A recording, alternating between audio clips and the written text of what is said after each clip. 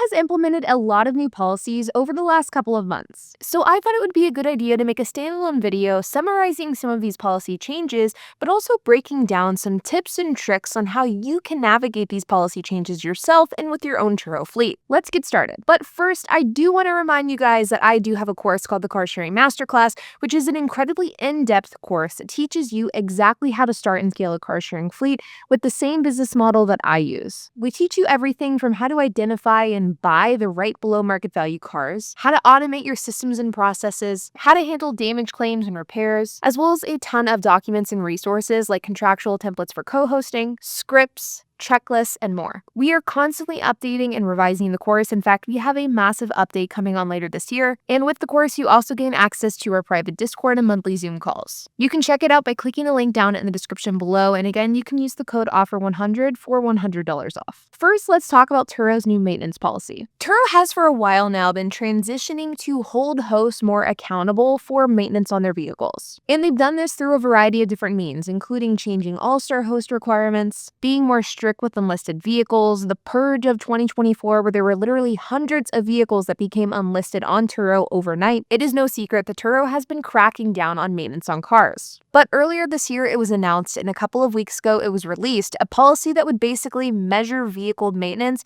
off of the reservations and reviews of that car. And per Turo's website, all vehicles on Turo will be required to stay above a 30% five-star maintenance rate for their last 10 completed trips. If a host doesn't get their vehicle fixed and its maintenance drops to 30%, meaning only 3 out of 10 trips received a 5-star maintenance rating, the vehicle will be unlisted and future trips starting in the next 2 weeks will be canceled. In short, what this means is that if too many people are rating your car a 4-star or below for maintenance, you're going to get your car unlisted. Now, this is a policy that, at least from what I've heard from the host community, isn't one that people are really pushing back on. The consensus that I have heard is that the 30% threshold feels really low, and I gotta be honest, I kind of agree with it. Even me as a host that has older cars, and I firmly believe that guests really shouldn't have the ability to rate maintenance at all, I even think that this 30% threshold is pretty easily attainable if you are someone who stays on top of maintenance. And so I don't really think that this is a policy that the majority of hosts should be worried about. And I think that if you are worried about it, well, you should probably be looking into your vehicles. Now, the only gripe that I have with this policy specifically, and the only thing that I think I could foresee other hosts having trouble with,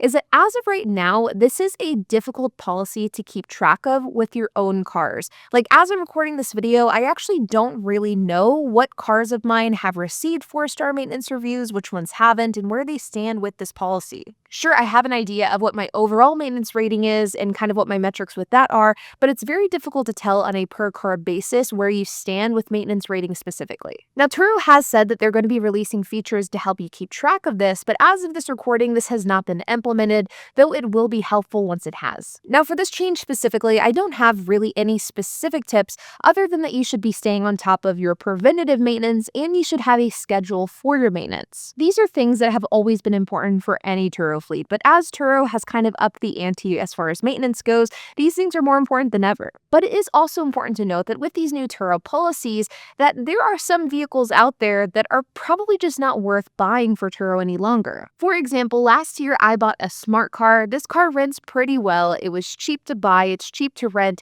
and it actually is pretty reliable, but this car has a transmission that feels jerky, and some guests think something is wrong when there isn't anything wrong at all. This car is actually on an extended rental right now and has been gone for over a month, but I gotta be honest, if I could go back in time, I probably wouldn't have bought this car, and had I known that this new maintenance policy was going into effect, I wouldn't have bought it either. Another example could be cars with CVT transmissions. Now, I don't buy these types of cars for my fleet, but if I did, I definitely would rethink that strategy given the new maintenance ratings and scrutiny around this topic. Now, another Turo policy that actually just recently went into effect is how Turo handles reviews that need to be removed. Now, historically speaking, the process of getting a Turo review removed, so let's say a guest leaves you a 1-star and you want to try to remove that process has been varied over the years. In years past, it was very easy to get a review removed due to a guest retaliating against you.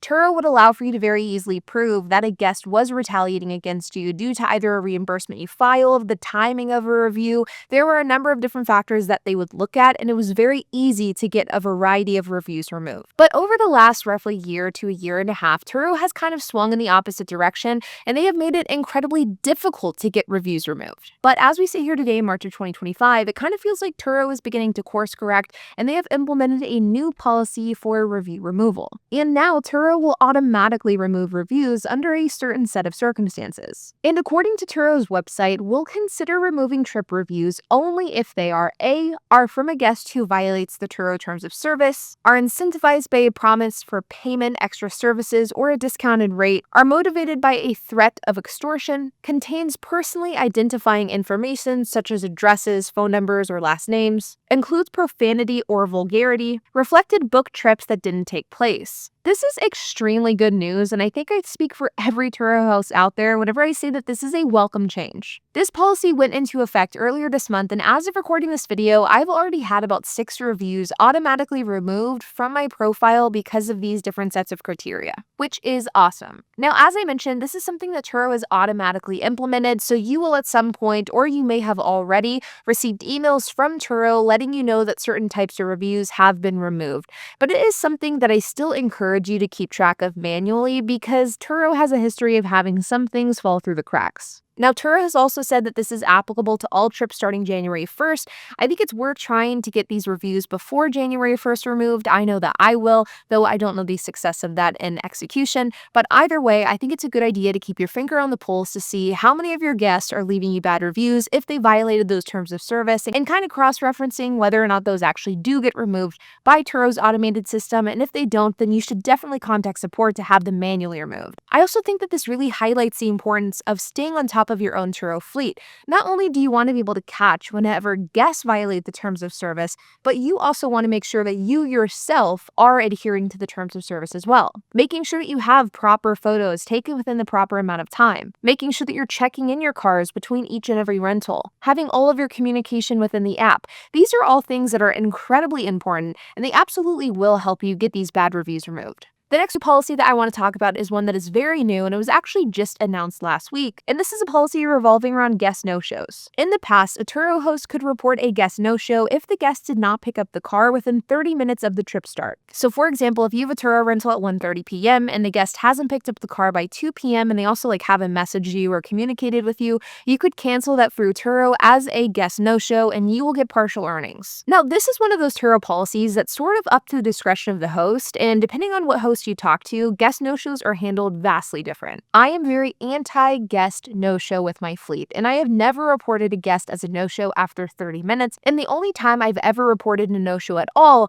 is if a guest is 10 hours late and is not responding to my messages and is simply MIA. And the only reason I even report guest no-shows at all is because it's required by Turo, so I would rather report it sooner than later, that way the car can go out on another reservation, but I do this after hours of not having it picked up, not just 30 minutes. But Turo just recently changed this policy. Starting March 31st, guests in the US will have a 2-hour window to pick up the car after the trip starts before they're considered a guest no-show. This means that in this 1:30 p.m. trip example, this guest will have the ability to pick up the car up until 3:30 p.m. with really no penalties. Now, there are some hosts that are upset with this change. However, I do think that this change highlights the importance of having a remote key exchange process implemented in your own fleet. If not as the primary method for key exchanges, at least have it as a secondary. I have been screaming from the rooftop since I started my channel the importance of remote key exchanges, and I think this change really highlights this. With remote key exchanges, you can prep the car at your own time and on your own schedule, and then the guest can just pick up the car whenever. No host should be waiting for 2 hours for a guest to pick up their car, but I also firmly believe that no guest should have their trip canceled completely because they're running late. I am just a firm believer that remote is the way to go, and I think that if you haven't tried this method, you really should. And so you guys, there you have it, some of the new Turo policies that have been implemented in the first few months of 2025. And of course, I would love to hear your thoughts on these Turo policies, whether you like them, whether you hate them, what you're doing to adjust to them. Like always, you guys, if you have any questions, comments, if you have anything to add, I would love to hear it, so make sure to leave a comment down below.